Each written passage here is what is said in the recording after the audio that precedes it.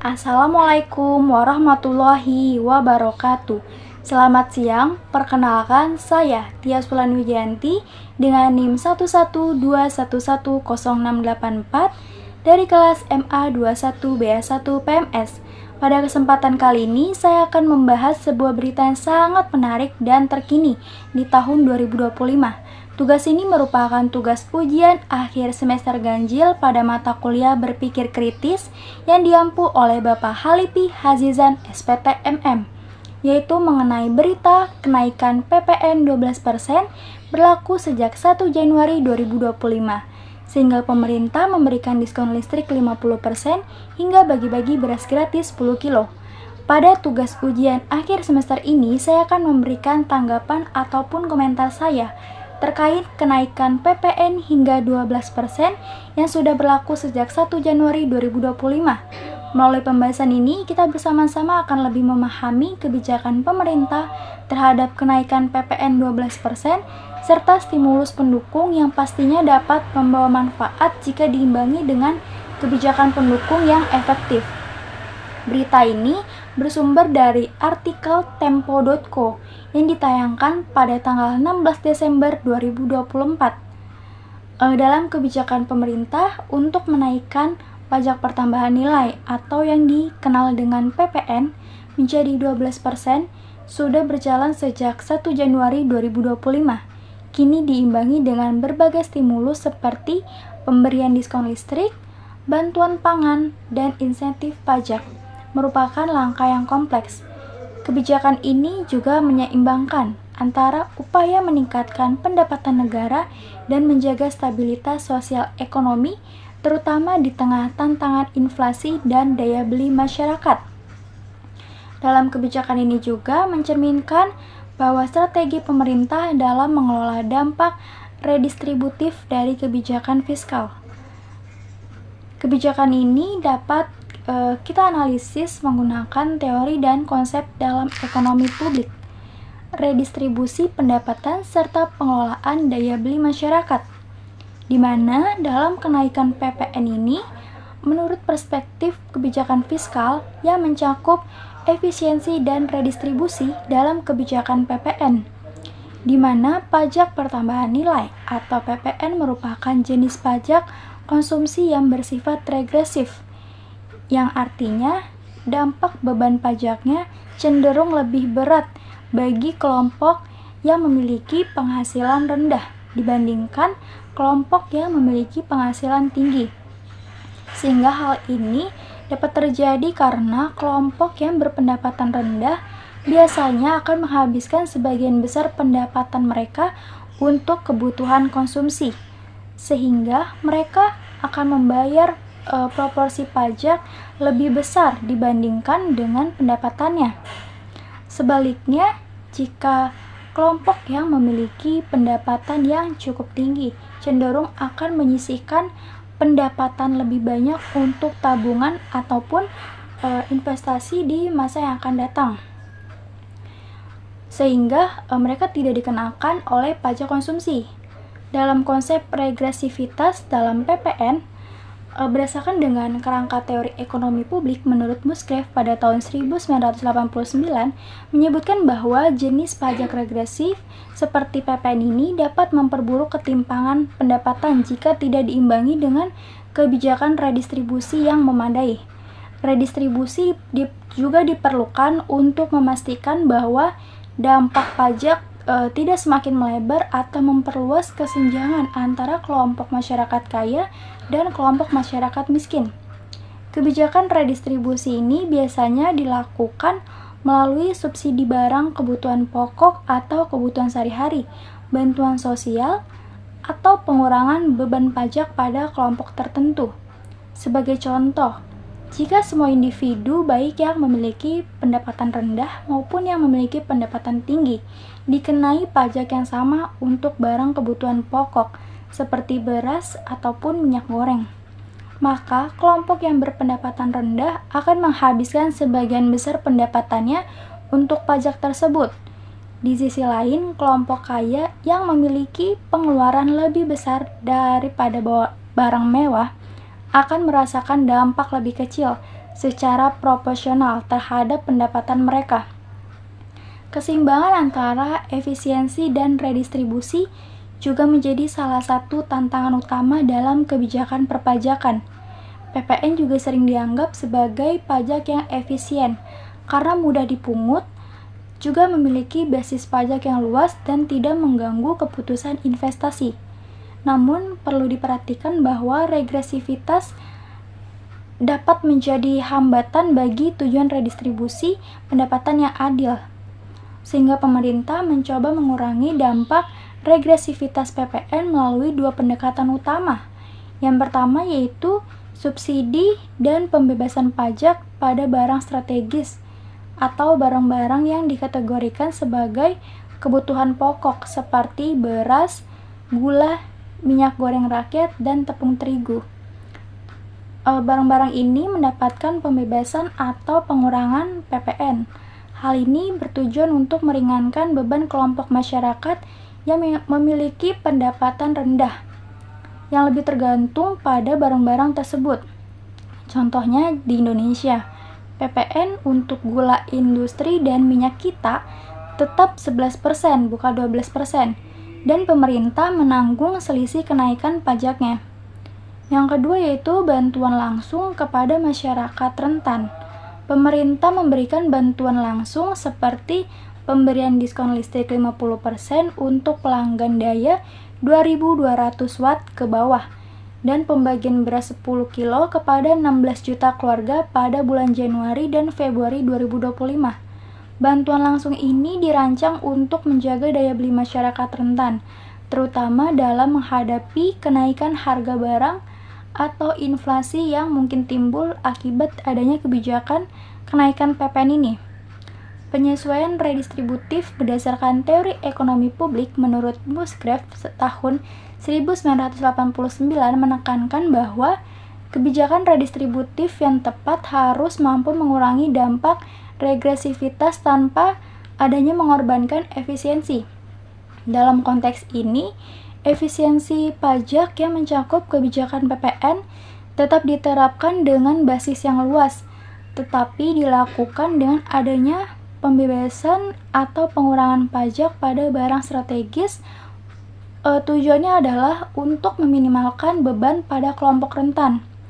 Kemudian adanya juga redistribusi yang adil yang mencakup bantuan sosial seperti pemberian diskon listrik dan bantuan pangan yang diarahkan langsung kepada masyarakat miskin yang memiliki desil 1 hingga 4. Pendekatan ini lebih efektif daripada mengurangi tarif pajak secara keseluruhan karena subsidi langsung menyasar pada kelompok yang membutuhkan. Dampak kebijakan pada kelompok rentan yaitu dengan pemberian diskon listrik dan bantuan beras 10 kilo juga diharapkan dapat menurunkan tekanan ekonomi yang dirasakan oleh masyarakat miskin akibat adanya kebijakan pada kenaikan tarif PPN ini. Secara teori, dalam pemberian diskon listrik dan bantuan beras 10 kilo ini dapat meningkatkan pendapatan yang dapat dibelanjakan atau disposable income masyarakat yang berpenghasilan rendah, sehingga dapat menjaga daya beli mereka tetap stabil. Yang kedua, ada juga pengurangan beban pajak yang efektif. Meskipun tarif PPN naik, bantuan ini dapat mengimbangi sebagian beban tambahan sehingga kelompok rentan tidak merasakan dampak yang signifikan terhadap pengeluaran konsumsi mereka. Namun perlu kita ingat juga bahwa efektivitas kebijakan ini sangat bergantung pada distribusi yang tepat sasaran dan pelaksanaannya juga harus efisien. Jika distribusi bantuan tidak optimal atau tidak tepat sasaran untuk menjangkau kelompok yang membutuhkan, tujuan redistributifnya tidak akan tercapai dengan baik. Kemudian yang selanjutnya juga ada stimulus ekonomi untuk menjaga daya beli masyarakat. Dalam kebijakan pemerintah, dalam memberikan bantuan sosial seperti beras 10 kilo dan pemberian diskon listrik, serta subsidi barang, kebutuhan pokok melalui mekanisme pajak pertambahan nilai yang ditanggung oleh pemerintah atau PPN-DTP juga merupakan langkah strategis untuk menjaga daya beli masyarakat di tengah kenaikan PPN menjadi 12%. Dalam kebijakan ini dirancang dengan memperhatikan teori-teori ekonomi seperti Keynesian Economics dan teori subsidi untuk memitigasi dampak regresivitas pajak konsumsi sekaligus mendorong pertumbuhan ekonomi. Efek dari bantuan sosial dalam meningkatkan daya beli dan konsumsi agregat, peningkatan disposable income masyarakat rentan, atau pendapatan yang dapat dibelanjakan, merupakan pendapatan yang tersisa setelah dikurangi pajak dan kewajiban lainnya. Bantuan sosial ini seperti adanya pembagian beras 10 kilo untuk 16 juta keluarga penerima manfaat pada bulan Januari dan Februari tahun 2025 ini, dan pemberian diskon listrik sebesar 50% untuk pelanggan daya yang memiliki daya 2200 watt ke bawah selama 2 bulan, langsung meningkatkan disposable income masyarakat yang berpendapatan rendah dengan pengeluaran kebutuhan dasar yang berkurang, sehingga masyarakat dapat menggunakan pendapatan mereka untuk konsumsi lain.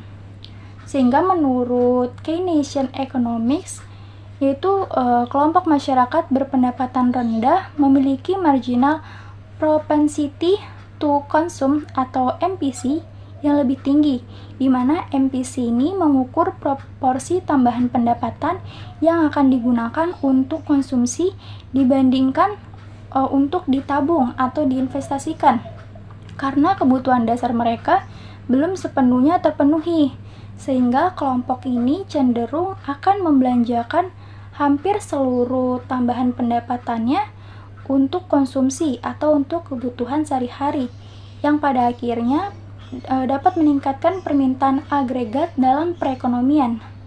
Dampak pada konsumsi agregat dan pertumbuhan ekonomi seperti efek multiplier Keynesian, yaitu meningkatkan konsumsi kelompok rentan ini akan menghasilkan efek multiplier dalam perekonomian, sehingga setiap tambahan konsumsi dari satu individu atau satu rumah tangga dapat menciptakan pendapatan bagi individu lain yang pada akhirnya dapat meningkatkan konsumsi secara keseluruhan, sehingga efek ini menjadi sebuah motor penggerak pertumbuhan ekonomi, terutama di tengah ketidakpastian akibat adanya kebijakan kenaikan PPN hingga 12% ini.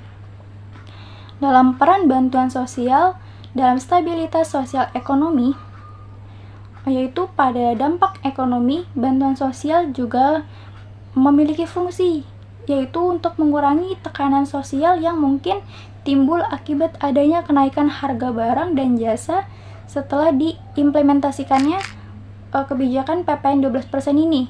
Dengan menjaga daya beli masyarakat rentan, pemerintah harus mencegah terjadinya keresahan sosial yang dapat mempengaruhi stabilitas ekonomi secara global. Dengan adanya subsidi untuk barang pokok, stabilitas harga dan penguatan daya beli, kemudian juga PPN DTP, yaitu solusi untuk menjaga stabilitas harga kebijakan PPN yang ditanggung oleh pemerintah pada barang kebutuhan pokok seperti tepung terigu, beras, gula industri, dan minyak goreng, juga bertujuan untuk mencegah kenaikan harga barang-barang strategis akibat adanya kebijakan dalam kenaikan tarif PPN ini. Sehingga dalam konteks ini, pemerintah membayar selisih kenaikan pajak dari 11% ke 12% agar harga barang tetap stabil di tingkat konsumen. Kemudian teori subsidi dan stabilitas harga. Subsidi berbasis komoditas merupakan alat kebijakan ekonomi yang sering digunakan untuk mengurangi ketidakpastian harga, khususnya pada harga barang kebutuhan pokok yang sangat mempengaruhi kesejahteraan masyarakat. Sehingga jika dikatakan menurut teori subsidi, barang dengan permintaan inelastis seperti beras, gula, dan minyak goreng sangat penting untuk stabilitas ekonomi, di mana fluktuasi harga barang-barang ini memiliki dampak langsung pada konsumsi rumah tangga atau konsumsi masyarakat, terutama pada kelompok yang memiliki pendapatan rendah. Sehingga manfaat subsidi bagi kelompok rentan dan industri yang pertama yaitu bagi masyarakat rentan. Dengan menjaga harga barang kebutuhan pokok tetap stabil, subsidi membantu kelompok berpendapatan rendah yang lebih sensitif terhadap fluktuasi harga. Stabilitas harga ini memberikan kepastian bagi setiap rumah tangga atau bagi setiap keluarga dalam mengatur pengeluarannya, sehingga daya beli mereka tetap terjaga meskipun adanya kenaikan PPN 12% ini. Kemudian bagi sektor industri juga memberikan manfaat, yaitu subsidi pada gula industri yang bertujuan untuk mendukung sektor makanan dan minuman yang bergantung pada bahan baku ini. Dengan menekan biaya produksi industri, pemerintah juga mencegah kenaikan harga produk akhir yang dapat mempengaruhi daya beli masyarakat. Kemudian, manfaat bagi dampak pada inflasi yaitu dengan menjaga stabilitas harga barang-barang strategis, sehingga kebijakan subsidi ini dapat mengurangi tekanan inflasi yang mungkin timbul akibat adanya kenaikan tarif PPN. Inflasi yang terkendali sangat penting untuk menjaga kepercayaan konsumen dengan pelaku usaha, di mana distribusi subsidi yang efektif. Namun subsidi berbasis komoditas juga memiliki potensi kelemahan, yaitu terutama jika distribusinya tidak tepat sasaran atau tidak sesuai dengan yang dibutuhkan.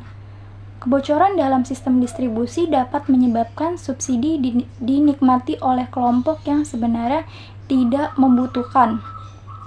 Oleh karena itu, kebijakan subsidi ini harus diimbangi dengan adanya pengawasan yang ketat dan tepat dan sistem distribusi yang transparan seperti penggunaan data penerima manfaat yang terintegrasi. Sinergi bantuan sosial dan subsidi dalam kebijakan fiskal, yaitu pemberian bantuan sosial dan subsidi untuk barang kebutuhan pokok atau barang kebutuhan sehari-hari merupakan bagian dari kebijakan fiskal ekspansif yang dirancang untuk menjaga daya beli masyarakat sekaligus mendukung stabilitas ekonomi. Dalam jangka pendek, kebijakan ini bertujuan untuk memitigasi dampak kenaikan PPN 12% terhadap kelompok masyarakat yang memiliki penghasilan rendah. Dalam jangka panjang, kebijakan ini juga dapat menciptakan lingkungan ekonomi yang stabil serta mendukung pertumbuhan. Yang pertama yaitu dengan berfokus pada kelompok rentan, di mana kebijakan yang menyasar masyarakat berpendapatan rendah lebih efektif dibandingkan dengan kebijakan umum seperti pengurangan tarif pajak secara keseluruhan. Dengan adanya bantuan langsung yang diberikan oleh pemerintah kepada masyarakat rentan lebih terukur dan memiliki dampak yang lebih signifikan pada peningkatan kesejahteraan kelompok yang tepat sasaran. Kemudian efisiensi kebijakan subsidi dengan menanggung sebagian PPN 12% pada barang strategis, pemerintah menjaga keseimbangan antara kebutuhan fiskal untuk meningkatkan pendapatan negara dan kebutuhan sosial untuk melindungi kelompok yang memiliki penghasilan lebih rendah. Kemudian yang selanjutnya adanya juga pemberian insentif bagi pelaku UMKM dan industri. Dengan meningkatkan daya saing dan mendukung pertumbuhan berkelanjutan, kebijakan insentif pajak yang dirancang untuk mendukung sektor usaha mikro, kecil, dan menengah atau UMKM serta industri, properti, dan mobil listrik menunjukkan adanya pendekatan pemerintah yang strategis dalam merangsang pertumbuhan ekonomi di berbagai sektor. Dengan adanya pendekatan ini, tidak hanya mencerminkan perhatian pada sektor-sektor yang menjadi penggerak utama perekonomian Indonesia, tetapi juga berupaya untuk menciptakan adanya keseimbangan antara kebutuhan pembangunan ekonomi, lapangan kerja, dan keberlanjutan lingkungan. Sehingga peran UMKM dalam perekonomian nasional, yaitu UMKM menjadi tulang punggung perekonomian Indonesia, di mana menyumbang sekitar 60% terhadap produk domestik bruto atau PDB nasional dan menyediakan sekitar 97% lapangan kerja berdasarkan Kementerian Koperasi dan UMKM. Dengan adanya potensi tersebut, insentif berupa pajak penghasilan atau PPh final sebesar 0,5% bagi UMKM yang memiliki omset 500 juta hingga 4,8 miliar per tahun bertujuan untuk yang pertama untuk meningkatkan likuiditas dan menjaga modal kerja. Dengan adanya tarif pajak yang rendah, UMKM dapat menggunakan lebih banyak pendapatan mereka untuk keperluan operasional, investasi, ataupun untuk pengembangan bisnisnya yang akan meningkatkan daya saing mereka. Kemudian untuk mendukung inklusi ekonomi. Menurut teori pembangunan ekonomi menurut Lewis, pada tahun 1954, sektor informasi termasuk pada UMKM memainkan peran penting dalam mengurangi pengangguran dan meningkatkan inklusi ekonomi, di mana insentif ini memungkinkan UMKM untuk berkembang lebih cepat dan pesat, serta bertransformasi menjadi sektor formal dan memberikan kontribusi lebih besar kepada perekonomian Indonesia. Fleksibilitas kebijakan insentif pemerintah memberikan perpanjangan insentif hingga 5 tahun bagi UMKM yang baru mendapatkan fasilitas ini. Langkah ini juga sangat penting untuk memastikan bahwa UMKM memiliki waktu cukup untuk bertumbuh sebelum diharapkan dapat memberikan kontribusi pajak yang lebih besar. Sehingga dalam kebijakan ini juga mencerminkan pendekatan yang adaptif terhadap kondisi usaha kecil yang seringkali menghadapi tantangan atas ketidakpastian ekonomi, keterbatasan modal, dan akses pasar yang mungkin kurang luas. Kemudian pada mobil listrik, transisi menuju ekonomi hijau mendorong transisi energi dan green economy. Insentif pajak ini untuk kendaraan listrik dan hibrida menunjukkan keberpihakan pemerintah pada upaya transisi energi dan pengurangan gas emisi karbon. Sehingga dalam konsep green economy, pembangunan ekonomi harus berjalan seiring dengan adanya pelestarian lingkungan hidup dengan mendorong inovasi untuk mengurangi ketergantungan pada energi fosil, yaitu dengan meningkatkan aksesibilitas mobil listrik. Insentif pajak yang membuat harga mobil listrik menjadi lebih kompetitif dibandingkan dengan kendaraan berbahan bakar fosil. Sehingga hal ini dapat mempercepat adopsi kendaraan ramah lingkungan di masyarakat, yang pada akhirnya mengurangi polusi udara dan emisi karbon pada gas rumah kaca. Kemudian untuk mendorong investasi industri otomotif. Dengan adanya kebijakan ini juga memberikan sinyal positif kepada investor dalam industri otomotif untuk mengembangkan teknologi yang lebih ramah lingkungan, sehingga dapat menciptakan lapangan kerja baru di berbagai sektor manufaktur seperti pada mobil listrik dan ekosistem pendukung lainnya. Contohnya adalah industri baterai dan infrastruktur pengisian daya. Dengan adanya dampak jangka panjang pada keberlanjutan lingkungan, menurut laporan Intergovernmental Panel of Climate Change atau IPCC, sektor transportasi adalah salah satu penyumbang utama emisi karbon global. Dengan mendukung transisi pada kendaraan listrik ini, Indonesia tidak hanya memenuhi target penurunan gas emisi karbon yang telah disepakati dalam Paris Agreement, tetapi juga meningkatkan adanya daya saing global dalam menghadapi tren ekonomi hijau, di mana sinergi insentif untuk UMKM, properti, dan mobil listrik yang diberikan kepada sektor ini dapat mencerminkan pendekatan pemerintah yang holistik dalam mengelola perekonomian. Dengan adanya kebijakan berbasis sektor prioritas, dukungan kepada UMKM juga mencerminkan perhatian pada inklusi ekonomi dan pemberdayaan masyarakat. Insentif properti juga mencerminkan pada fokus sektor yang memiliki efek berganda besar terhadap perekonomian ini.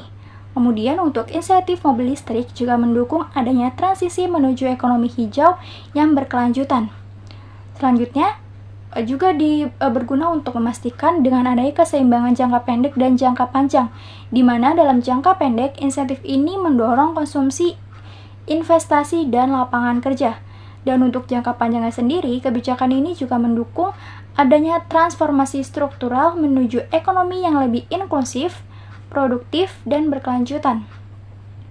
Inflasi pada harga barang non-subsidi dengan adanya kenaikan PPN, meskipun diimbangi dengan subsidi pada beberapa barang strategis, juga memiliki potensi untuk meningkatkan harga barang non-subsidi yang akan membebani masyarakat, terutama pada kelompok berpendapatan menengah ke bawah. Hal ini selaras dengan teori ekonomi inflasi biaya, yaitu cost-plus inflation, di mana kenaikan harga akibat pajak dapat merembet ke berbagai sektor, terutama pada barang-barang yang tidak mendapat perlindungan subsidi atau barang-barang non-subsidi. Tantangannya yaitu yang pertama, ketidakseimbangan harga. Barang non-subsidi yang mengalami kenaikan harga dapat memperbesar ketimpangan dalam konsumsi, karena kelompok rentan hanya mampu mengakses barang-barang yang memiliki subsidi atau barang-barang yang bersubsidi. Yang kedua yaitu efek psikologis pada konsumen, di mana ekspektasi kenaikan harga barang pada barang-barang lain dapat menciptakan inflationary spiral, di mana konsumen mulai meningkatkan permintaan secara berlebihan sebelum kenaikan harga terjadi, yang pada akhirnya justru mendorong inflasi akan naik lebih tinggi. Mitigasi yang disarankan yaitu dengan adanya pengawasan distribusi dan harga, di mana pemerintah perlu memastikan adanya kelancaran distribusi harga barang yang bersubsidi, sekaligus mengawasi agar produsen dan pedagang tidak mengambil keuntungan berlebihan dari situasi ini. Dengan adanya kebijakan stabilisasi harga, pemerintah dapat memperkuat regulasi atau peraturan-peraturan harga melalui badan-badan seperti pada Badan Pangan Nasional untuk memantau harga-harga barang strategis, baik yang bersubsidi maupun yang barang-barang yang non-subsidi. Kemudian untuk komunikasi publik yang baik juga memperjelas kepada masyarakat tentang adanya kebijakan subsidi dan mekanisme distribusi dapat membantu mengurangi ketakutan terhadap kenaikan harga yang tidak perlu. Kemudian untuk keberlanjutan stimulus yang bersifat sementara seperti diskon listrik dan bantuan beras adalah langkah yang baik untuk mitigasi awal dampak kenaikan PPN 12% ini. Namun tantangan yang lebih besar adalah stimulus ini dapat berlanjut setelah program selesai.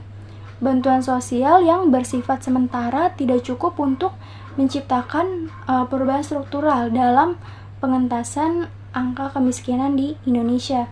Tentunya ada juga tantangan di mana yang pertama ada ketergantungan pada bantuan, yaitu bantuan jangka pendek dapat menciptakan ketergantungan masyarakat pada pemerintah, terutama jika tidak adanya upaya untuk meningkatkan kemandirian pada masyarakat rentan.